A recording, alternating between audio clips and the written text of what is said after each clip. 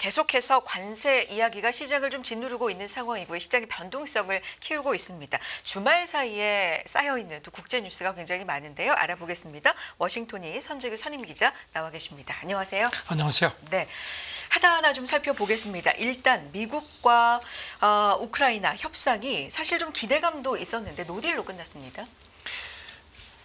어떤 분이 이런 얘기를 하셨습니다. 네. 드라마 보는 줄 알았다고. 사실 정상회담이라는 것은 굉장히 덕담하고 네네. 이렇게 의례적인 얘기를 하는데 그냥 거의 그냥 싸우다시피 하는 그런 상황이었는데 이례적으로 고성도 좀 오가고요. 네. 그렇게 하고 나서 이제 젤렌스키는 영국 가서 이제 영국에서는 환대를 받았죠. 네. 받았는데 지금 유럽이 이번 백악관 충돌 뒷수습에 아주 여념이 없습니다.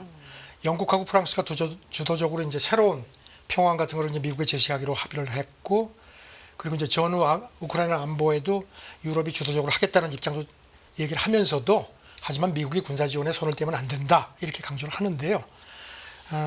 지금 쉽지가 않습니다. 그리고 또 트럼프한테 이제 가지 말라는 의미에서 이른바 의지의 연합을 추진하겠다고 또 했거든요. 네. 이게 뭔가 하면은 2003년 당시 아버지 부시 행정부 때 이라크 침공을 했는데, 그때 영국이 그때도 이제 의지의 연합이라고 했는데 여기 미국 다음으로 많은 4만 5천 명 정도를 파병을 했습니다. 그러니까 영국 얘기는 그때 우리가 도왔으니까 이번에는 당신이 좀 도와라 하는 그런 메시지를 준 걸로 보입니다.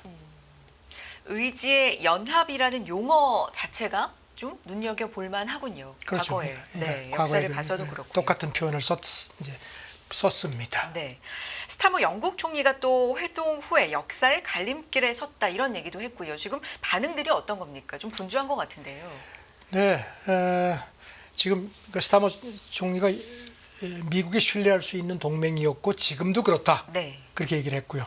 그래서 미국하고 계속 협력하는데 바탕을 두면서 우리를 지지해 줄 걸 믿는다고, 그러니까 그렇게 거듭 호소를 했습니다. 그러면서 이제 GDP, 유럽국들이 GDP 대비 방위비를 3.5%까지 증액하겠다는 입장도 밝혔고요.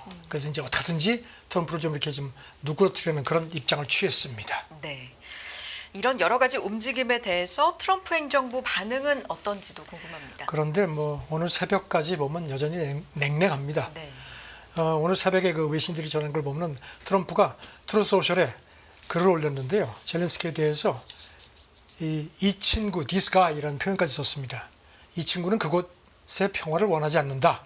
그렇게 얘기를 했고요. 그러면서 하지만 협정은 아직까지 살아있다. 이렇게 이제 운을 띄웠습니다. 그리고 또 마이크 왈스 백악관 국가안보보좌관도 그저께 어제 계속 TV에 나와서 미국 TV에 이런 심지어는 미국하고 러시아와 협상할 수 있는 우크라이나 지도자가 필요하다. 이거는 이제 그동안에 조금씩 나왔던 정권 교체 가능성을 또 언급한 거고요. 그리고 또 어제도 폭스뉴스하고 대담하면서 시간이 젤렌스키 편이 아니다.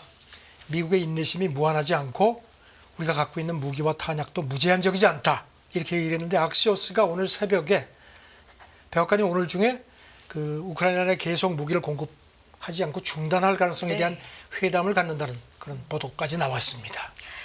그렇군요. 그런데 앞서서 말씀해 주신 의지의 연합, 여기에 이제 어떤 국가들이 합류를 하는지, 얼마나 좀 힘이 모아지는지 이것도 좀 중요할 텐데, 독일, 스페인, 폴란드 합류 의향을 표명하지 않았다고요?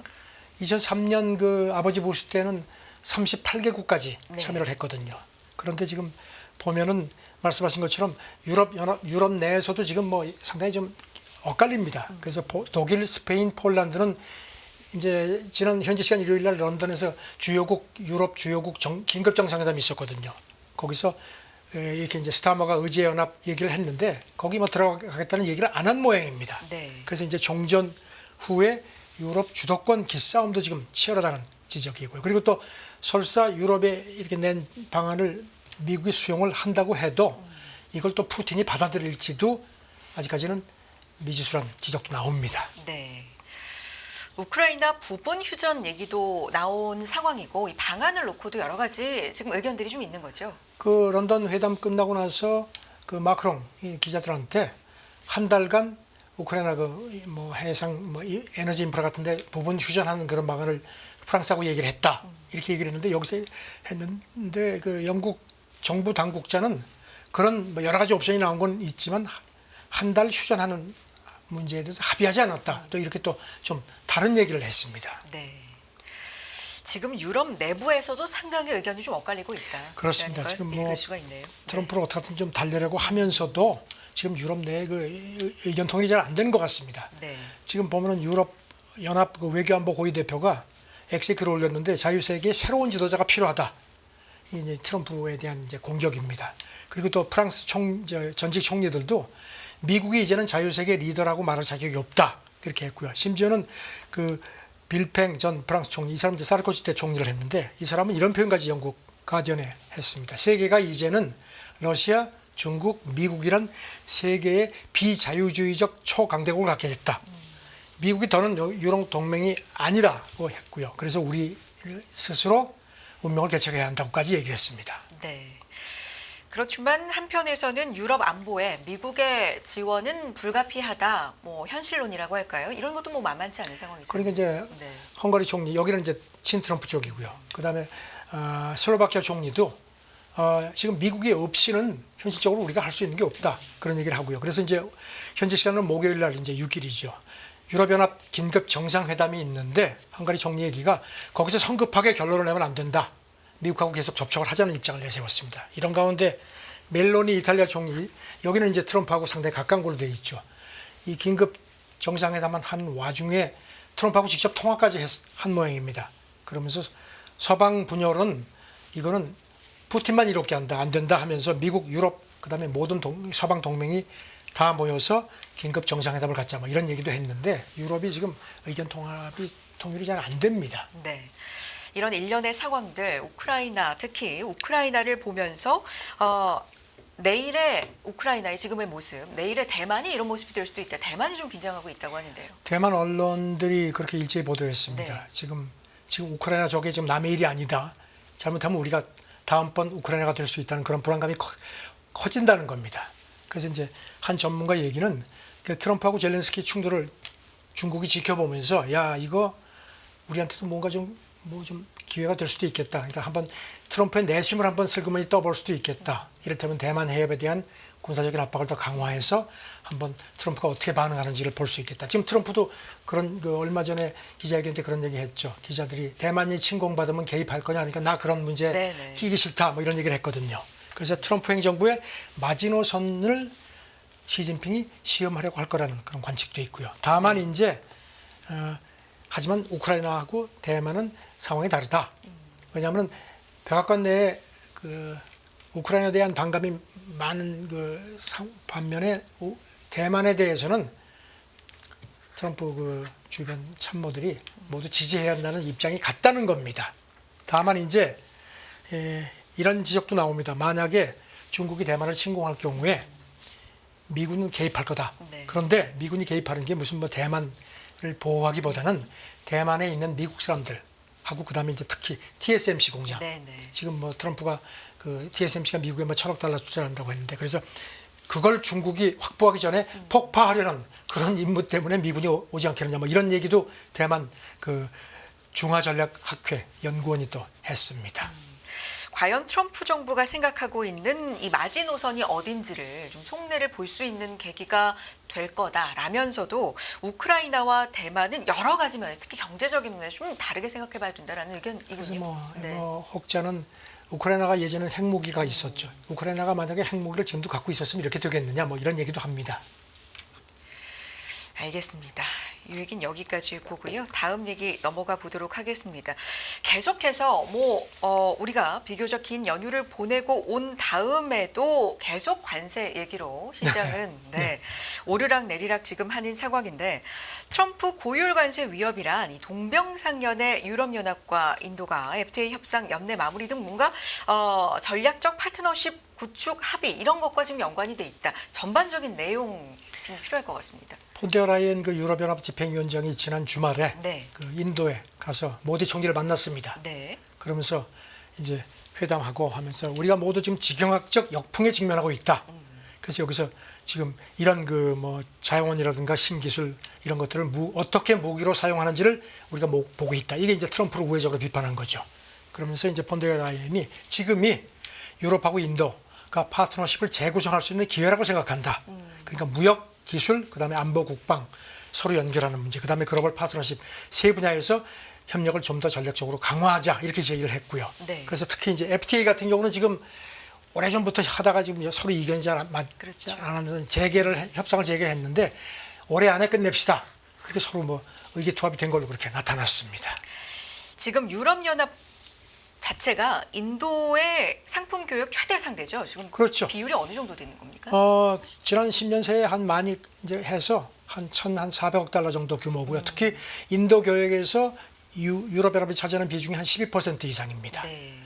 그런데 지금 인도 싱크탱크 관계자 얘기는 이렇게 서로 무슨 의기투합을 하지만 현실이 녹록지가 않다는 겁니다. 왜냐하면 인도가 아시다시피 전기차 같은 경우는 관세가 100%거든요. 그래서 그런 인도도 지금 자국 산업 보호가 우선이기 때문에 그래서 이런 관세를 지금 당장 대폭 낮추지 않는 한은 유럽연합하고 인도가 FTA 체결하는 게 말처럼 그렇게 쉽지 않을 거다. 이런 지적도 나옵니다. 알겠습니다. 지금 바로 나와 있는 최신 소식은 일단 내일부터 현재 시간 미국으로 4일부터 캐나다, 멕시코 예상대로 25% 부과하고 중국에도 10% 추가 관세 부과한다. 근데 이 발언 중에 이 얘기를 했어요. 중국의 몇 %까지 생각하느냐 했는데 모르겠다. 어디까지 갈지 모르겠다라는 이제 발언을 했기 그게 때문에. 이제 뒤집어 보면 이제 협상하자는 얘기죠. 그렇죠. 협상하자는 얘기죠. 그런 가능성도 지금 있는데 중국 얘기 좀 해주시죠.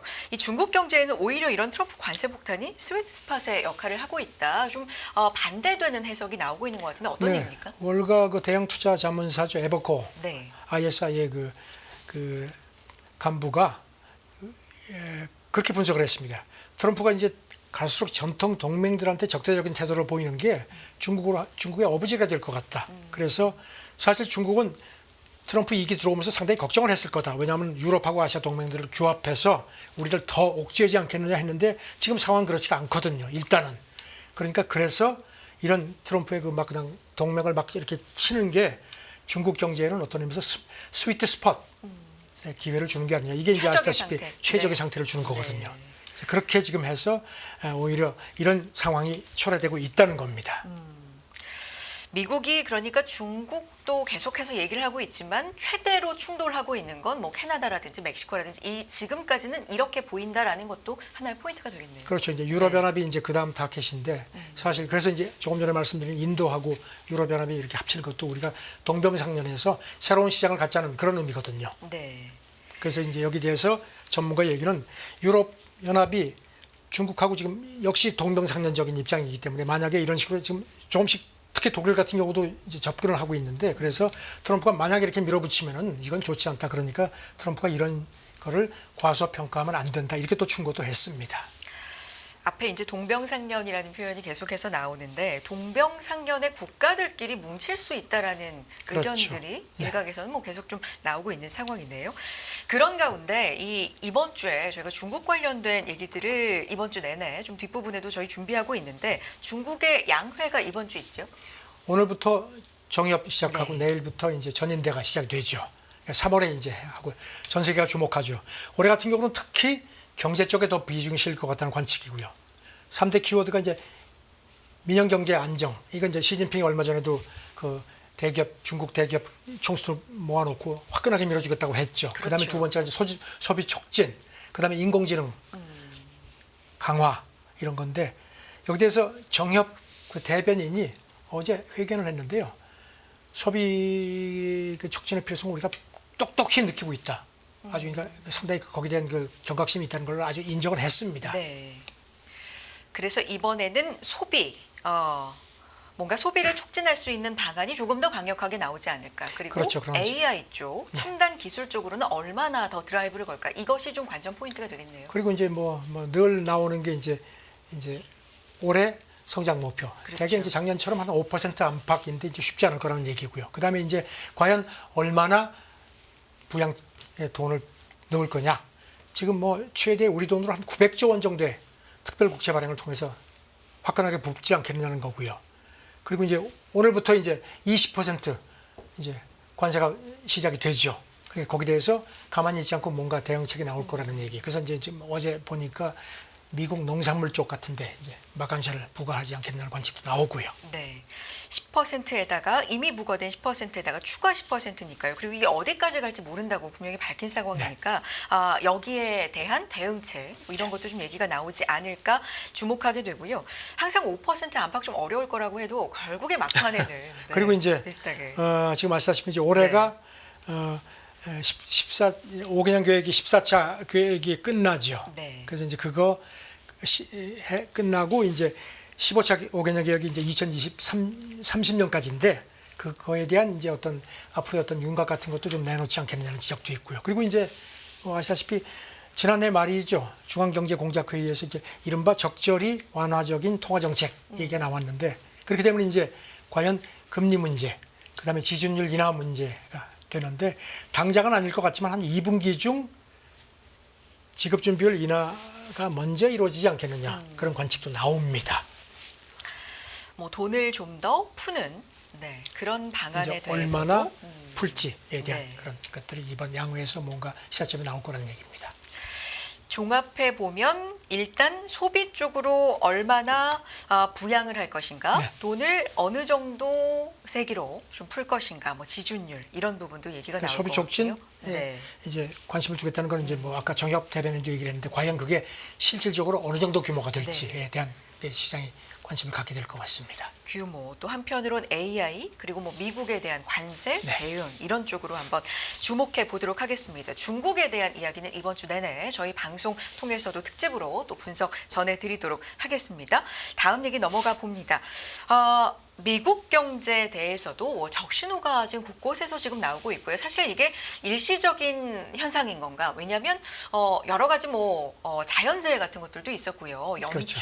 특별히 좀 부진하게 나오는 거다. 이런 해석도 있기 때문에 이번 주 후반에 나올 고용 지표를 상당히 지금 좀 주목하고 있는 그렇죠. 상황인데요. 네.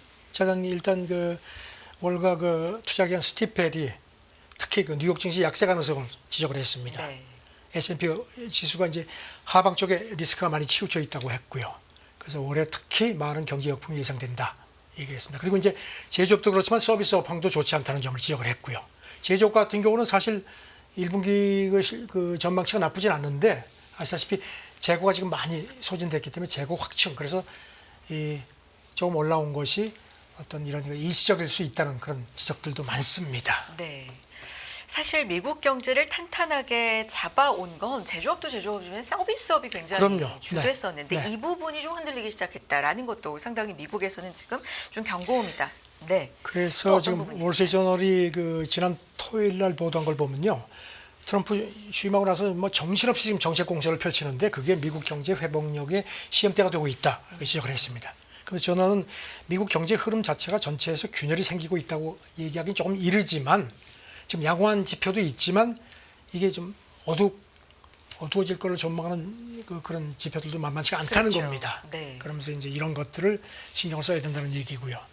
그래서 아까 말씀드린 것처럼 그 제조업 PMI가 지난달 같은 경우 32개월 새 최고치에 도달한 거는 긍정적인데 네. 말씀드린 것처럼 그 관세 같은 것도 이제 발효되기 전에 빨리빨리 좀 하자는 그런 것들도 작용했을 거라는 겁니다. 그래서 재고 확충, 그래서 이게 어떤 그런 그 상승세가 일시적일 가능성이 크다는 겁니다. 네. 뭐 그런 가운데 워런 버핏도 트럼프 대통령의 관세 정책을 좀 비판했다. 어떤 내용입니까, 구체적으로? 일기 때도 네. 버핏이 좀 비판을 했었는데 이번에 그 아주 상당히 강하게 비판을 했습니다. 그저께 CNBC하고 대답을 했는데 CBS하고 내가 관세를 많이 겪어봤는데 관세는 어느 정도의 전쟁 행위하고 똑같다. 그러면서 시간 가면은 관세가 결국은 세금이 된다 하는 겁니다. 그러면서 이빨 요정 얘기를 했습니다. 이빨 요정 아시다시피 애들이 이제 이를 뽑아서 머리 베개 밑에 놔두면 이제 이빨 요정이 가져가고 거기다가 이제 동전 같은 선물을 놔둔다 그러는데 그게 사실은 이빨 요정이 주는 게 아니고 부모가 갖다 놓는 건데 결국은 그런 부담이라는 겁니다. 그 부모가 미국 소비자라는 겁니다.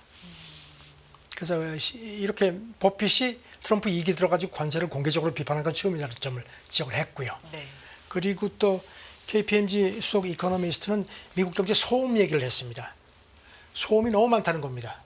트럼프 발 소음이. 그래서 그거를 어떻게든지 걸러내고 실물 경제를 파악하려고 노력하는데 그거 쉽지 않다. 그래서 지금은 소음 자체가 경제적인 결과로 이어진다는 겁니다. 그래서 이런 것들이 자꾸 인플레에 대한 우려를 높여서 이런 표현을 썼습니다. 자기 실현적 인플레. 야, 이거 이러다가는 진짜 큰일 나겠다 하면서 더욱더 지갑을 닫는다는 겁니다. 네. 그래서 그런 지적해서 그리고 또 이제 컨설팅 업체 그 파르테논 이코노미스트 얘기는 트럼프가 이제 관세를 매기면서 싫으면 미국으로 와서 공장을 지어라 하는데 공장이 하루아침에 어떻게 지어지느냐. 시간이 걸리죠. 그렇죠. 그런데 그런 것들은 모두 무시한다. 그래서 자기네는 앞으로 1년 새 미국이 침체에 빠질 확률을 5%였던 거를 한 40%까지 높였다. 이렇게 또 지적을 했습니다. 굉장히 크게 침체 가능성을 대폭 높였습니다. 정말, 네, 높였다는 건데 소음이라는 표현을 이제 KPMG 수석 이코노미스트가 썼는데 굉장히 이 뉴스에 우리가 주목을 하고 있는 건 트럼프 그렇죠. 대통령 취임 이후에 많은 것 같고요. 사실인 것 같고 특히 거기에는 관세 관련된 뉴스가 뭐 거의 그걸 이제 소음이라는 있습니다. 표현으로 네. 빗댔습니다. 그만큼 시장의 변동성은 좀 커진 상황이고요. 자, 그런 가운데 최근에 주말 사이에도 그랬고 애틀랜타 연은이 이제 GDP 나우라는 걸 통해서 실시간으로 성장률을 추정하고 있는데 이게 좀 대폭 하향되고 있습니다.